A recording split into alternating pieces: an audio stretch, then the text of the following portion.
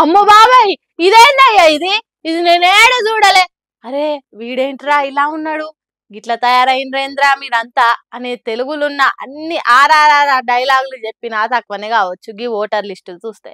Hago మాజీ మంత్రి Jagadish Reddy sir ఇంటి ఓనర్ని అడుగుతుంటే ఎన్ని దొంగ ఓట్లు బయట పడుతున్నాయో చూడు.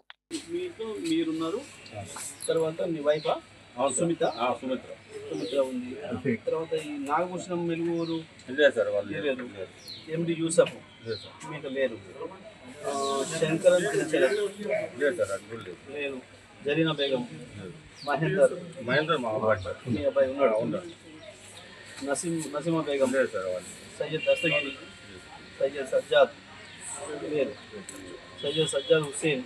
ఇట్లా ఒక్కటి రెండు కాదు, ఏకంగా ఓనర్ కు తెలియకుండా ఆ ఇంటి అడ్రస్ తోని 22 దొంగ ఓట్ల పేర్లు బయటికి వచ్చినాయి. అసలు లెక్కకైతే 6 మాత్రమే అస్సలు ఓట్లు ఉండాలి గాని జూబ్లీహిల్స్ ఎన్నికలు ఉన్నాయని తెలుసుడుతోని దొంగ పేర్లు ఎవల ఇష్టం వాళ్ళదే అన్నట్టు ఎక్కిచ్చిండ్రట.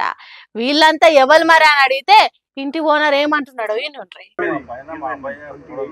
ఉన్నారు కానీ ఇప్పుడు మీ ఇంటి నెంబర్ పేరు మీద 28 ఓట్లు ఉన్నాయి, అవి ఎవరు వాళ్ళు మాకు తెలియదు సార్. ఎందుకంటే ఇప్పుడు లిస్ట్ వచ్చే వరకు మనకి ఆల్రెడీ మన దగ్గర ఉన్న వాళ్ళు వెకేట్ చేసిన వాళ్ళదే చెప్పారు.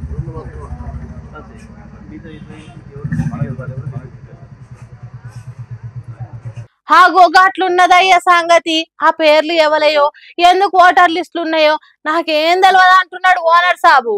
Borabanda area Banjara Nagar booth number 326 పరిధిలున్న ఓటర్ లిస్ట్ భాగవతం ఇది. మాజీ మంత్రి జగదీష్ రెడ్డి ఇంటింటికి తిరుగుకుంటా ఎవరు వీళ్ళంతా అని అడుక్కుంటా దొంగోట్ల లంగదందాను బయట పెడుతున్నాడు. మీడియోళ్ళు ఎంటరాంగా గడప గడపకు తిరిగి అస్సలు పేరు ఎవలది, నకిలీ పేరు ఎవల అనేది లోకానికి చెప్తున్నాడు.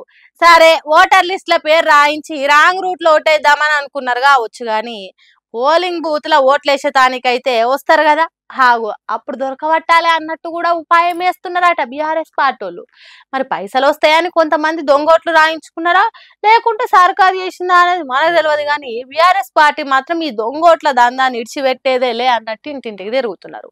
చూడాలి మరి ఆఖరికి ఆ దొంగోట్లు ఎవలను గెలిపిస్తాయో ఎవలను ఓడగొడతాయో అని.